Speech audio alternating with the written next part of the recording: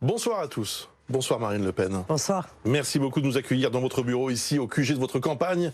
À Paris, il reste 11 jours avant le second tour de la présidentielle. On va parler de votre programme, de votre campagne qui bat son plein. D'abord, un mot quand même. Revenons sur ce qui s'est passé cet après-midi pendant votre conférence de presse. Une militante d'un collectif écologiste a brandi une pancarte avec une photo de vous et de Vladimir Poutine. Elle a été plaquée au sol, puis évacuée assez violemment. Vous n'avez pas réagi sur le coup ? Est-ce que vous pensez sincèrement que ça méritait une intervention aussi brutale? Les images sont assez dures. Ce sont les policiers de M. Darmanin. Il faut s'adresser à M. Darmanin parce que moi, j'y suis pour rien. Ce sont les services de protection des personnalités. Vous imaginez bien que ce n'est pas moi qui leur donne ni des instructions, ni des consignes sur leur méthode d'intervention. Ça ne vous a pas dérangé de voir une femme comme ça? J'ai rien vu du tout. Pardon, au sol. Vous savez, il y avait 200 personnes, il y avait 200 journalistes, tout le monde s'est levé. Je n'ai strictement, en l'occurrence, rien vu.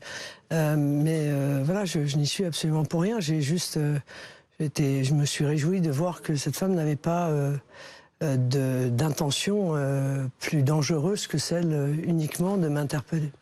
Vous répétez, je serai présidente. Les observateurs disent que le deuxième tour va en effet être relativement serré.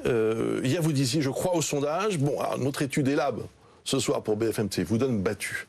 Avec 53,5% pour Emmanuel Macron, 46,5% pour vous. S'il n'y a plus de front républicain, il y a peut-être encore un plafond de verre. Cette expression que vous devez détester. Non, mais il y a un système qui gère mal, mais qui se défend bien. Enfin, j'ai bien vu le changement de tonalité entre vendredi soir, quand la campagne s'est arrêtée, et lundi matin, quand je me suis réveillée, là, d'un coup d'un seul, toute une série d'outrances ont été proférées, avec une tonalité qui est donnée par le président de la République, d'ailleurs, qui est très brutale, qui est très agressif à mon égard, et qui utilise des termes qui sont peut-être pas utiles, parce qu'après tout, ça n'est qu'une élection. C'est une élection autour de l'extrême droite. Oui, dérive autoritaire. Oui, tout. Mais c'est une élection importante, évidemment. Hein. Moi, je la considère comme fondamentale pour l'avenir du pays, mais ça n'est qu'une élection. Et une élection, c'est un processus démocratique. C'est-à-dire qu'on confronte des opinions, elles sont par définition divergentes, mais on peut le faire dans la loyauté des méthodes utilisées, on peut le faire dans la courtoisie, parce que je crois que c'est ça la grandeur de la France, c'est de faire ça dans la courtoisie républicaine. Et j'ai pas l'impression... C'est un combat, aussi une élection présidentielle. Vous-même, vous lâchez beaucoup. Non, c'est un combat des idées. Ouais. Ça peut pas être un combat des personnes. Vous voyez, c'est là où j'ai une vraie divergence avec le président de la République et la manière dont il engage ce second tour, où il nous avait déjà annoncé qu'il comptait que ce soit la castagne. Je trouve que c'est pas à la hauteur ni d'une présidentielle et encore moins d'un candidat président sortant. Alors, il y a un écart, je le disais, dans les enquêtes d'opinion. Pour l'instant, il est donné gagnant. Comment allez-vous rattraper ce retard? Est-ce que vous comptez d'ailleurs accélérer dans votre campagne? Je trouve, en fait, je fais déjà le maximum de ce que je peux faire dans ce second tour. Je rappelle que, à la différence du président candidat, je suis en campagne depuis 30 semaines. Lui depuis 3 jours. Donc il va. C'est un autre match. Il va sur le terrain. Non mais je veux dire, il va. C'est un autre match qui a commencé. Les compteurs se sont remis à zéro. Non, mais vous avez raison. Mais lundi matin. Oui, peut-être pour vous, mais pour les Français, moi, ils m'ont vu aller les voir, les rencontrer, 30 semaines de suite, aller discuter avec eux, affiner mon projet, leur expliquer ce que je voulais faire.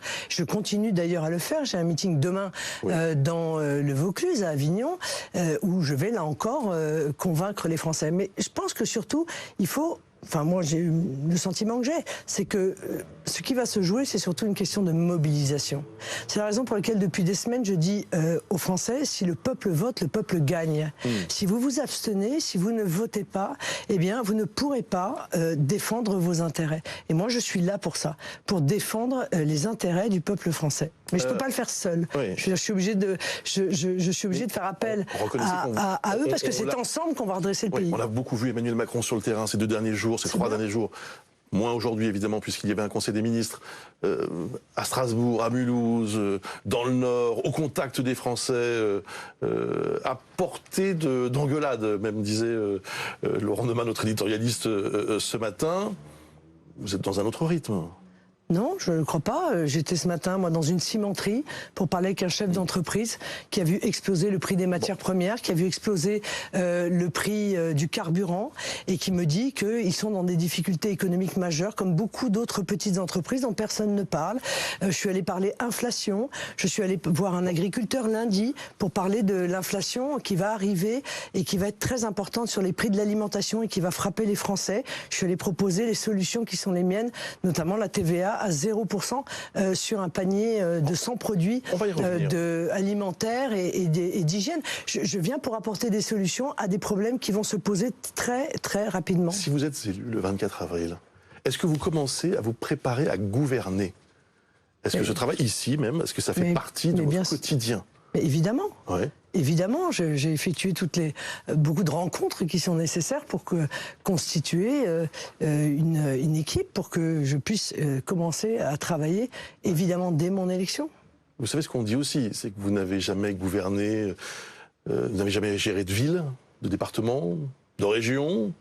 Enfin, vous savez, moi, sauriez-vous gouverner la France? Enfin, moi, je suis élu depuis des décennies. Emmanuel Macron est arrivé président de la République. Il n'avait jamais été élu une seule fois. Il avait même jamais dirigé Bercy. Il n'avait jamais été candidat. Au cœur du pouvoir en étant conseiller à l'Élysée. Bon. Oui, mais c'est la vraie question, si vous voulez. Reconnaissez que c'est une des questions aujourd'hui. On se dit, est-ce qu'on peut lui donner les clés, je parle de vous, pour gouverner le pays sans aucune expérience de gestion? La seule gestion, c'est votre parti, qui est d'ailleurs lourdement endetté. Enfin, pardon, non mais arrêtez, pardon, stop. Si les Français m'élisent, c'est parce qu'ils veulent plus cet entre-soi. C'est parce qu'ils veulent plus que ce soit les techniciens qui dirigent le pays. C'est qu'ils veulent que la politique soit menée pour eux, à leur bénéfice, en tenant compte de ce qu'ils souhaitent, et pas par les cabinets de McKinsey, qui, objectivement, eux, sont capables de travailler, alors pour le coup, avec n'importe qui. Ça n'est pas ça qu'ils veulent. Moi, je leur offre pas un gouvernement de techniciens, moi. Je leur offre un gouvernement de politique, c'est-à-dire de gens qui savent où ils vont. Car avec Emmanuel Macron, moi, je ne sais pas où il nous emmène. Alors, dites-nous un peu plus, justement, sur ceux avec qui vous aimeriez gouverner. Parce que, pour l'instant, vous nous dites surtout ceux avec qui vous ne voulez pas travailler. Marion Maréchal, Éric Zemmour, moi, j'imagine que Nicolas Bay, Gilbert Collard, c'est pareil. C'est la même blacklist, entre guillemets. Mais il n'y a pas de... Mais pardon, excusez-moi, je vais vous rappeler les institutions. Moi, je suis candidate à l'élection présidentielle. Je nommerai un Premier ministre. Ouais. Et c'est lui qui constituera son gouvernement. Et je crois, je vais vous dire une chose. Visiblement, vous avez déjà quelqu'un en tête. Vous ne voulez pas dire son nom. Non, ça n'est pas... Est-ce que les Français connaissent ce Premier ministre potentiel? On ne va pas jouer au jeu de est-ce que c'est une femme, est-ce que c'est un homme. Encore une fois, je pense que personne ne vous annonce à l'avance qui est son Premier ministre. Ça n'est jamais. C'était pas ma question. Non, mais ça n'est jamais arrivé, donc ça n'arrivera pas plus aujourd'hui. C'est un proche. Ce que je veux dire aux Français, c'est que ce sera un politique. Ouais. Un politique, que ce sera un chef d'équipe et que surtout il sera amené à gérer une équipe qui respectera la cohérence du projet que je leur ai soumis et qui aura été validé, parce que c'est ça l'important. Qu'est-ce qu'ils veulent les Français? Les Français, ils veulent élire un chef de l'État qui respecte ses promesses. Ils veulent élire un chef de l'État qui les respecte. Ils veulent élire un chef de l'État qui revivifie la démocratie, parce que la démocratie va mal dans notre pays. Et donc, qui met en place la proportionnelle, et qui met en place le référendum d'initiative citoyenne pour qu'ils puissent s'exprimer sur les grands sujets quand ils le souhaitent, en réunissant 500 000 signatures. Ils veulent que l'Assemblée nationale serve à quelque chose, qu'elle soit vraiment représentative des différents courants, y compris ultra-minoritaires, et c'est ce que je vais leur offrir par la proportionnelle. C'est tout cela qu'ils souhaitent. Toutes les autres questions, pardon, mais ce sont des questions de journalistes, ce ne sont pas les questions des Français. Les retraites, si vous le voulez bien. Oui.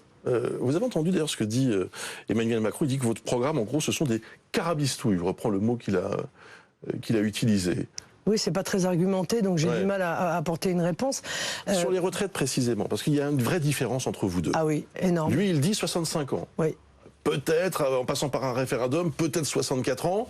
Vous dites à partir de 60 ans. Oui. Pour ceux qui auront commencé très tôt. En réalité, si vous voulez, je mets en place un système progressif, où lorsque vous avez commencé à travailler avec un travail significatif au sens de l'INSEE avant 20 ans, vous partirez avec 40 annuités à 60 ans.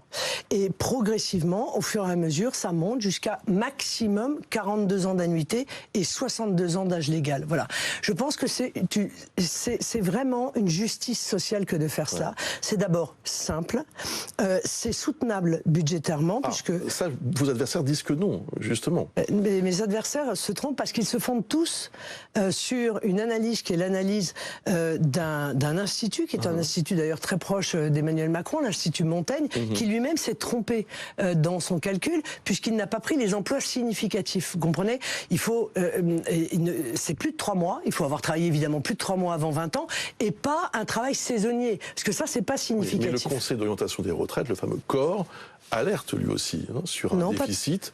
Mais pas tant que ça, je vais vous dire. À moyen terme. Eh bien, pas tant que ça. Parce qu'en réalité, le Conseil d'orientation des retraites, il dit que la retraite, à partir de 2030, là, il y a une petite hausse par rapport, évidemment, à l'âge de ceux qui arrivent à la retraite, mais à partir de 2030, c'est-à-dire demain matin, la réalité, eh bien, on retrouvera un niveau parfaitement soutenable et classique de la part du pourcentage du PIB qui est consacré aux retraites. Donc c'est pas vrai, tous les discours catastrophistes qui sont développés en France ne sont pas fondés sur les prévisions du Conseil d'orientation des retraites. Regardons peut-être juste alors nos voisins. Aujourd'hui, la retraite à 60 ans, elle a disparu. Elle est, on le sait, on le voit comme on voit ce qui se passe en Allemagne, 67 ans. Oui, mais en Allemagne, il y a aussi des eurojobs. Ouais. Moi, c'est pas mon modèle de société, c'est-à-dire des gens qui travaillent pour 1 euro de l'heure. Je veux dire, ça n'est pas mon modèle de société. Encore une fois, c'est un choix de société que je propose aux Français, moi. Et c'est vrai que la retraite entre 60 ans, en fonction de l'âge où on a commencé, étant entendu que plus on a commencé tôt, plus on fait des métiers durs, et donc plus il faut partir tôt. Entre 60 et 62 ans, c'est un choix de société. C'est le choix de dire... Pardonnez-moi, c'est peut-être aussi ce que les gens ont envie d'entendre. Mais non. Et envie de croire. Mais pas du tout. Est-ce que c'est vraiment une promesse que vous pourrez tenir? Je vais vous le dire. C'est un choix de société parce que ça permet de partir à la retraite et d'en profiter. Et de partir à la retraite en bonne santé. Et c'est soutenable puisque je l'ai démontré. Encore une fois, c'est en vitesse de croisière 9,6 milliards. Et c'est un choix. Parallèlement à ça, je fais des économies. La politique, c'est l'art des choix. Je décide de financer cela et je décide d'arrêter de financer cela. C'est cela que je fais. Et c'est cela que les Français tranchent. On a du mal à croire que Emmanuel Macron propose la retraite à 65 ans juste pour être impopulaire. C'est peut-être aussi parce qu'il s'appuie sur des données qui semblent indiquer que voilà, l'espérance de vie progresse, mais pas il faut travailler plus longtemps. Mais il est un ultra-libéral et tous les ultra-libéraux réclament en permanence de travailler jusqu'à, en réalité, plus d'âge. Sauf que ce que ne dit pas Emmanuel Macron, c'est que le travail, la retraite à 65 ans, au-delà du fait que pour certains métiers, c'est inhumain. Je veux dire, vous voyez des aides-soignantes retourner des patients à 65 ans? Est-ce que c'est raisonnable? Est-ce que c'est sérieux? Après, une vie de labeur, ce n'est pas sérieux. Mais surtout, déjà au moment où on se parle, la moitié des gens qui partent à la retraite à 62,8 ans, ils sont au chômage. Combien de pourcents de gens seront au chômage quand ils atteindront la retraite à 65 ans? Donc ce que cherche à faire Emmanuel Macron, c'est à faire en fait baisser les pensions. Voilà, c'est tout ce qu'il souhaite faire. Et moi, je ne le souhaite pas. Parlons aussi du panier de 100 produits de première nécessité avec une TVA à 0. Oui. Voilà, c'est ce que vous proposez. Et ça pourrait être effectif quand? Très rapidement. Très rapidement. Extrêmement rapidement. Et la Commission européenne n'a pas besoin de donner un accord? L'idée, c'est de dire...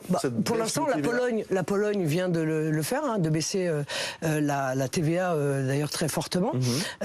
Et la Commission ne s'est pas scandalisée de cette situation. Et je vais vous dire, même, ils ont dernièrement, pas plus tard qu'il y a 10 jours ou 15 jours, dit qu'il était possible, quand il y avait une situation exceptionnelle, que la TVA tombe à 0% pour les produits de première nécessité, c'est-à-dire les produits d'alimentation et les produits d'hygiène. Donc il s'agit de faire un panier et je le ferai tant que l'inflation sera de 1 point supérieur à la croissance. Pourquoi? Parce que ça peut durer longtemps. Oui, ça peut durer longtemps, mais les Français n'y arrivent plus. Et j'ai pour le coup un financement pour cela.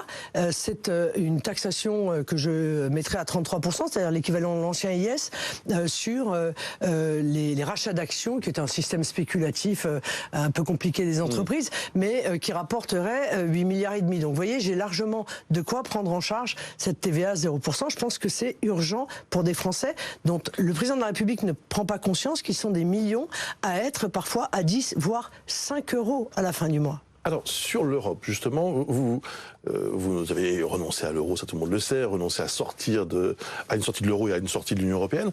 Néanmoins, vous mettez beaucoup de conditions. Vous voulez vraiment refonder en quelque sorte notre relation avec l'Union européenne, au point qu'on se dit, mais est-ce que c'est pas une sortie déguisée que vous proposez? Non, c'est pas du tout une sortie déguisée. C'est vrai que j'expose un certain nombre d'exigences, mais en réalité, ça paraît étrange parce que la France n'a jamais eu aucune exigence pour défendre ses intérêts nationaux. Mais d'autres pays le font. Hein. Vous savez, l'Allemagne passe sa vie à avoir des exigences, ainsi d'ailleurs que les autres pays. Il y a toute une série de négociations qui ont lieu en permanence entre les États et la Commission, parce que les États défendent leurs intérêts nationaux. Enfin là, votre tradition, elle est lourde quand même. Hein. Vous dites que vous voulez baisser de 5 milliards la contribution française. Bah oui, mais enfin, écoutez, très honnêtement, on était en 2019 à 23 milliards, dont seulement 14 qui nous reviennent. Je veux dire, on a une contribution nette qui a été multipliée par 50% sous Emmanuel Macron. Ça fait quand même beaucoup quand on sait qu'on est en difficulté, qu'Emmanuel Macron a créé 600 milliards de dettes supplémentaires. Donc, est-ce qu'on peut pas dire à la Commission, est-ce que vous êtes gentil, vous êtes gentil, est-ce que vous pourriez vous-même faire des économies? Parce que nous, on considère que 3 ou 4 milliards de contribution, net, c'est raisonnable. Coup, 8 ou 9 milliards, ça n'est plus raisonnable. Mais ce qui nous reviendrait serait peut-être encore inférieur. Mais non, pas du tout. L'agriculture française ne risquerait pas d'en souffrir? Mais pas du tout. Nous sommes contributeurs nets, c'est-à-dire que nous donnons plus que nous recevons. D'autres pays, d'ailleurs, reçoivent plus qu'ils ne donnent. Nous donnons plus que nous recevons. On est d'accord pour le faire, mais de manière raisonnable. Moi, je voudrais que notre contribution nette, c'est-à-dire ce qu'on donne en plus, soit équivalent à ce qu'elle était sous Jacques Chirac. Voilà. Et pas qu'elle devienne... Oui, d'accord, mais enfin, pardon... Est-ce que c'est... Pardonnez-moi de vous dire ça comme ça, mais c'est avec une baguette magique? Non, c'est pas une baguette magique. Non, mais c'est pas une baguette magique. Nous le votons chaque année. Chaque année, l'Assemblée nationale vote la contribution. Ça, d'accord. Ça, mais ça veut dire. Oui, mais après, ça veut dire que si ça veut dire que si les députés, mais alors ça veut dire qu'on nous propose de voter quelque chose en nous disant qu'en fait on peut pas voter contre. Bon, bah donc ça veut dire que les députés ne sont pas libres de le faire. Bien sûr que nous pouvons moduler. Et encore une fois, l'idée est de dire à l'Union européenne, et nous sommes dans la difficulté. Nous avons des dettes qui sont le fait de la mauvaise gestion d'Emmanuel Macron et des dettes qui sont le fait du Covid, parce que elles sont séparées, et bien nous vous demandons de faire un effort, de faire des économies, parce qu'on ne peut plus, encore une fois, on a besoin de ces milliards pour aider les plus faibles d'entre nous, les handicapés, les femmes isolées, pour avoir des retraites qui soient pas inférieures à 1 000 €. Enfin, voilà, c'est tout à fait légitime. Votre projet d'alliance européenne des nations, oui. Vous la faites avec qui? Je la fais avec des pays comme la Pologne, avec des pays comme la Hongrie, avec des pays comme l'Allemagne, après tout, parce que l'Allemagne, je vais vous dire... Vous croyez qu'ils vont être intéressés? Mais c'est quoi l'idée? C'est de dire la Constitution est la loi suprême des peuples. C'est un problème démocratique. Donc, tout texte européen ou international qui est en fait contraire à la Constitution d'un pays ne peut pas s'appliquer en droit interne. Mais c'est ce qui se passe en Allemagne. En fait, on ne le dit pas, mais l'Allemagne a toujours considéré que s'il y avait un texte qui était contraire à sa Constitution, c'est sa Constitution qui prime. Je ne réclame rien d'autre que cela.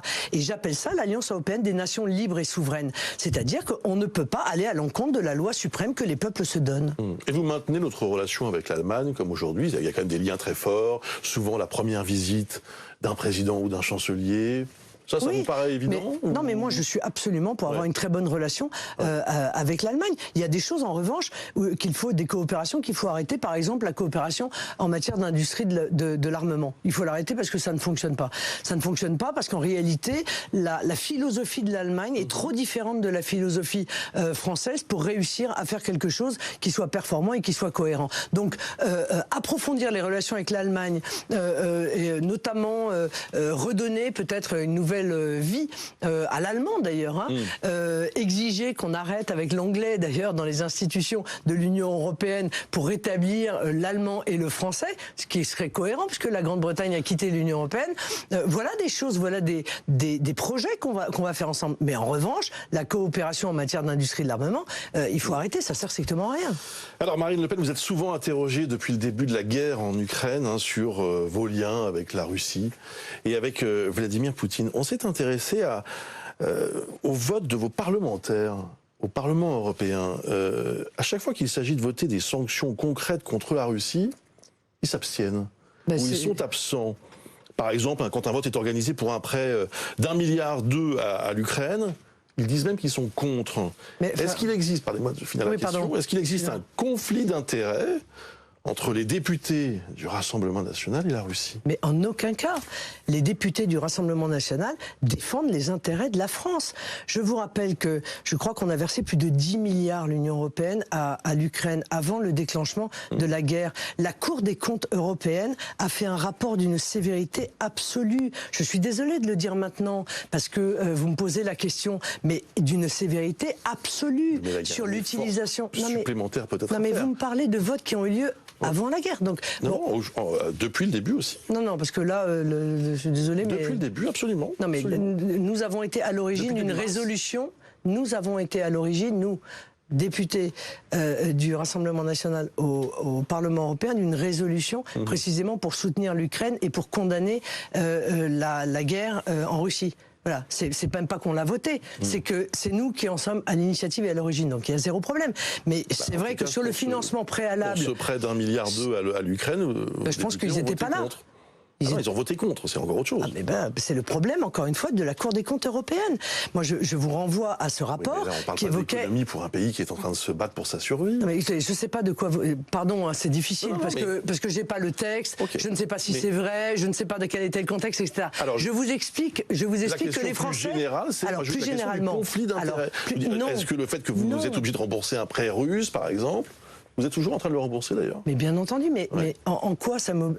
En quoi c'est un lien particulier? Quelle est l'obligation que j'ai à part de le rembourser? Je n'arrive pas à comprendre ce sous-entendu.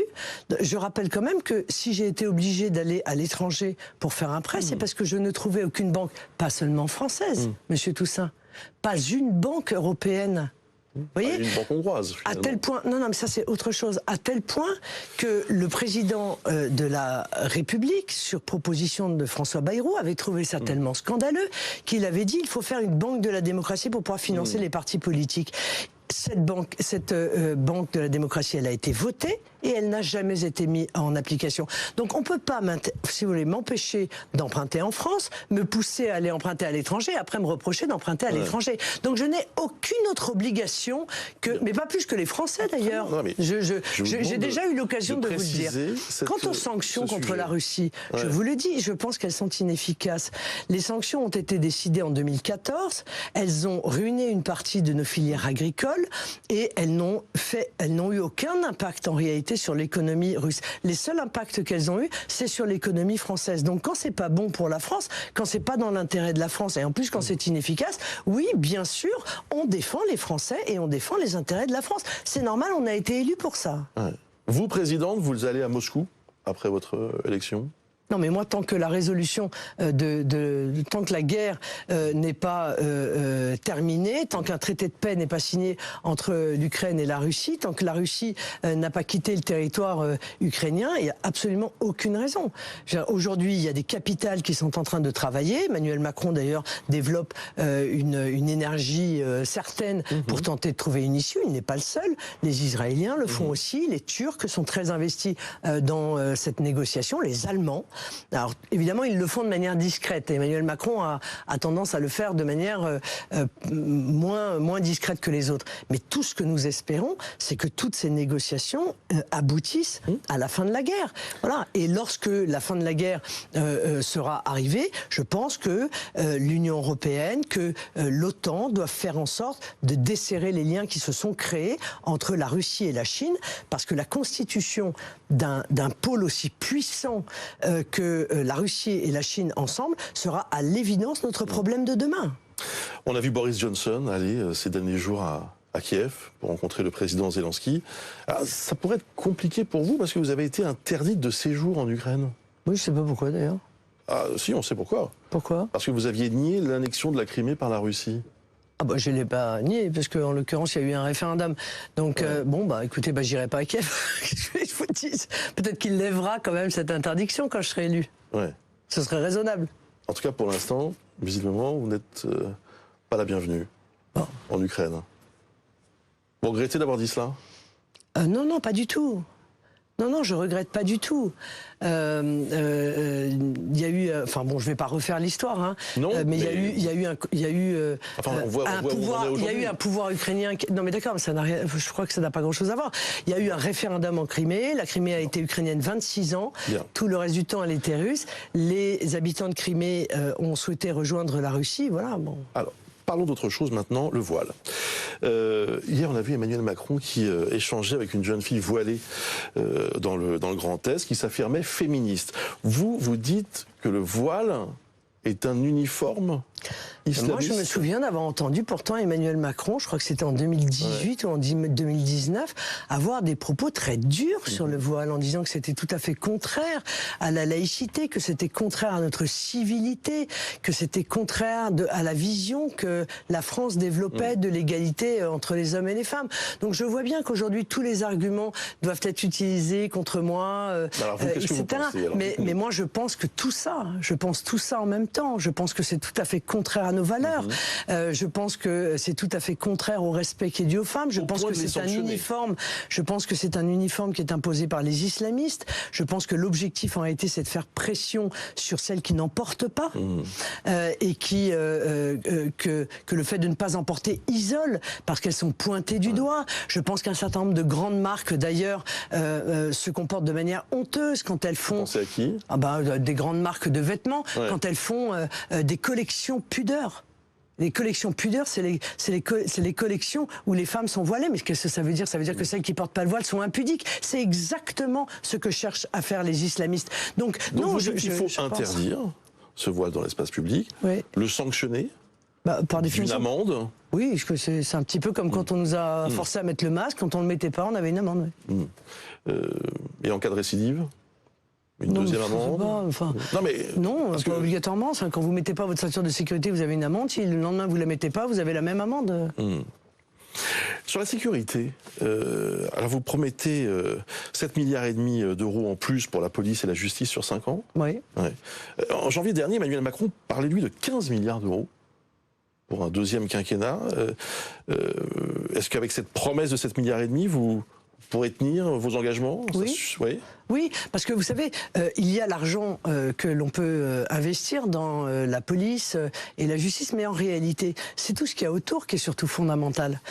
Parce que les policiers vous le disent, d'ailleurs, c'est pas tant un problème de moyens, c'est un problème de soutien. Et moi, ce que je souhaite, c'est réarmer moralement les policiers, c'est-à-dire leur dire, voilà, ce que vous allez faire va être utile parce que derrière vous, il va y avoir des magistrats qui vont condamner à des peines qui seront exécutées et pas à des peines qui seront immédiatement transformées en peines alternatives. Donc en fait rien, parce que dans l'esprit des délinquants, c'est rien, c'est l'impunité. Les prisons sont déjà surchargées, comme vous le savez. Et lorsque les peines de prison seront prononcées, eh bien, il y aura véritablement derrière une incarcération. Et cette incarcération ne fera l'objet d'aménagement de peine, sauf si ce sont des délits, si ce sont des condamnations à plus de 6 mois ferme pour atteinte à l'intégrité physique. Parce que je crois que notre société est en train d'être noyée par une violence qui est endémique, par un véritable ensauvagement qui fait que pour un oui ou pour un non, on s'attaque physiquement aux gens et de manière bien souvent très grave et de plus en plus grave. Il faut casser cette dérive terrible qui est l'absence de respect de l'intégrité physique des autres. C'est très important. L'incarcération, et je vous le disais, vous le savez, les prisons sont déjà surpeuplées. Oui, mais d'abord... Vous mettez encore plus de prisonniers dans ces prisons ? Oui, enfin, je vais en construire. En construire. Mais ça, c'est du long terme. Oui, pas obligatoirement. Parce que en réalité, d'abord, je vais renvoyer dans leur pays d'origine les délinquants et les criminels étrangers, ce qui évitera qu'ils reviennent en prison, parce que bien souvent, vous savez, une partie importante des délinquants sont des multirécidivistes. Ils viennent 1 fois, 2 fois, 3 fois, 4 fois. Donc déjà ça, on en limitera les conséquences. Et deuxièmement, je pense qu'on peut développer assez rapidement toute une série d'établissements qui ne soient pas des établissements de haute sécurité, mais que l'on puisse réserver à notamment des primo-délinquants, à des courtes peines. Et une courte peine, on la gère pas de la même manière. Une peine de 8 jours, par exemple, c'est ce que font les Pays-Bas. Si vous voulez. Les Pays-Bas, ils ont pris exactement la philosophie inverse de la nôtre. Nous, vous prenez 1 an de prison ferme, vous êtes sûr que vous irez jamais en prison. Parce qu'à moins d'1 an de prison ferme, eh bien, vous n'allez pas en prison. Croyez-moi, pour avoir été avocat, pour prendre 1 an de prison ferme, il faut déjà en avoir fait beaucoup. Eh bien, les Pays-Bas font l'inverse. Ils disent, nous, on préfère condamner à des courtes peines, mais qui sont exécutées, plutôt qu'à des peines qui sont plus longues, mais qui ne le sont jamais. Voilà, parce que on considère, disent-ils, que la peine qui est lourde, mais qui n'est jamais effectuée, est en réalité une hormone de croissance de la délinquance parce que elle contribue au sentiment d'impunité des délinquants. Donc c'est un choix. Donc vous voyez que on a des casernes, on a des hôpitaux. Eh bien, on peut parfaitement transformer assez facilement ces structures en structures qui ne sont pas nécessairement surveillées comme l'est une véritable prison. Parce que quel est l'intérêt de s'enfuir quand on a pris 8 jours de prison alors qu'on risque en s'enfuyant de voir cette peine quadruplée ou quintuplée, ça n'a pas de sens. On a dévoilé hier, c'était sur BFM TV d'ailleurs, votre nouvelle affiche de campagne pour cette entre-deux-tours. Alors c'est très épuré, hein. Il y a un slogan. Et vous, certains ont dit c'est le grand effacement, pour faire un bon mot. Vous assumez, vous, le fait qu'il n'y a pas votre nom, il n'y a même pas votre prénom. Je parle même pas du Rassemblement National qui... Il n'y avait pas non plus sur la première, mais ça n'avait pas eu l'air de choquer personne. Je crois que je bénéficie, si vous voulez, d'un taux de notoriété qui me permet peut-être de ne pas mettre ce nom. Et puis, c'était une volonté aussi qu'il n'y ait uniquement ce slogan pour tous les Français. Parce que c'est ça, en réalité, ce que je veux faire. Toute la politique que je veux mettre en œuvre, c'est pour tous les Français. Et tous les Français, c'est tous les Français. C'est-à-dire, c'est tous les Français, quelle que soit leur origine, quelle que soit leur religion, quel que soit l'endroit où ils vivent. Parce que aujourd'hui, la politique qui est menée, elle est menée bien souvent pour les grandes métropoles. Et l'intégralité de la ruralité a un sentiment d'abandon qui est justifié. Donc, pour tous les Français, c'est l'ensemble du peuple français qui bénéficiera de la politique que je veux mener. Ça, c'est le message du slogan. Pour le reste, ce que je l'appelais le grand effacement, c'est une façon peut-être aussi de gommer tout ce qui a pu jusqu'ici vous empêcher. Je comprends pas. Vous croyez que les gens savent, les gens ne savent pas que je suis Marine Le Pen sur mon affiche? Ils se disent, tiens, qui est cette blonde qui se présente? Non, mais je pense que tout le monde le sait. Donc, voilà, c'est un moyen de mettre, encore une fois, en exergue quel est l'objectif que je poursuis. Ouais. Quand je vous entends parler, par exemple, des journalistes de quotidien, je me dis, mais en fait, elle n'a pas changé, c'est toujours la même. Moi, je pensais qu'il y avait une nouvelle Marine Le Pen. Depuis quelques mois. Et puis là, sur cette question des journalistes... Vous savez, ça fait 7 ans. Ça fait 7 ans que j'ai dit, quotidien n'est pas... Mais c'était une erreur, pardonnez-moi de vous couper, mais c'était une erreur de dire cela, ou c'était voulu? Mais de dire quoi? Mais pas du tout. Qu'est-ce qui est extraordinaire? Donc vous assumez d'avoir tenu ces propos. Écoutez, quotidien me suit dans tous mes déplacements, etc. Mais en l'espèce, je ne l'accrédite pas dans mes conférences de presse, dans mon QG, pour une raison simple, c'est que je considère que ce ne sont pas des journalistes. Je considère que c'est une émission qui est une émission de divertissement. Et je ne suis pas la seule. Mais c'est vrai, mais je suis pas la seule. Vous dire après tout, bien sûr. Allez. Mais je suis pas la seule. Je vais vous dire, puisque le syndicat national des journalistes, qui est pas particulièrement proche de moi, avait refusé leur carte de presse aux journalistes de quotidien il y a 10 ans. À l'époque, c'était le Petit Journal. Et M. Barthès, d'ailleurs, n'a pas sa carte de presse. Le débat. Est-ce que c'est là que tout va se jouer, d'ailleurs, selon vous? Le grand débat télévisé qui est prévu mercredi prochain? C'est un moment important, mais une élection ne se joue pas uniquement sur un débat, elle se joue sur l'intégralité de la campagne, elle se joue sur le projet, elle se joue sur la personnalité. C'est un moment où les Français se retrouvent. Bien sûr, c'est 15 millions de téléspectateurs. Bien sûr, c'est important. La dernière fois, c'est un moment de vérité. Je ne sais pas si c'est un moment de vérité, mais c'est un moment qui n'a pas été particulièrement réussi pour moi. Mais ce sont des choses qui arrivent. Hein. Parlons de ce qui se passe. Comment vous l'appréhendez? Comment est-ce que vous le préparez? Est-ce qu'il n'y a pas une espèce de syndrome post-traumatique compte tenu de ce qui s'est produit il y a 5 ans? Non, absolument pas. Non, je l'aborde très sereinement. C'est encore une fois, si tant est, et je le souhaite, que le président de la République reste poli et mesuré. Je suis pas sûr que c'est le choix qui a été fait par le gouvernement. J'ai lu là que M. Darmanin avait dit avec Marine Le Pen, tous les pauvres vont peut-être mourir. Vous voyez, tout dans la modération, quoi. Donc, je pense que si chacun retrouve un peu sa raison, parce que moi je voudrais faire avec Jordan Bardella sur BFM TV à 21h, il reviendra sûrement sur permettez-moi d'appeler tout le monde. Permettez-moi d'appeler tout le monde à la raison. Voilà, il faut redevenir raisonnable. Encore une fois, c'est un débat. Redevenons raisonnables. Il y a une stratégie. On prépare cela en se disant comment est-ce qu'on... Non, on prépare cela en se disant il faut qu'un maximum de Français sachent ce que je leur propose. Quelle est la philosophie de mon projet? Quelles sont les mesures précises que je veux mettre en œuvre? Pourquoi je veux les mettre en œuvre? Pourquoi je veux, encore une fois, revivifier la démocratie? Pourquoi je veux qu'on redevienne souverain dans un certain nombre de domaines où on a perdu en indépendance et on l'a payé cher dans les différentes crises qui ont séquencé le mandat d'Emmanuel Macron? Le 24 avril, imaginez-vous gagner l'élection présidentielle. 15 jours plus tard, il y a une passation de pouvoir avec Emmanuel Macron. Vous entrez à l'Élysée.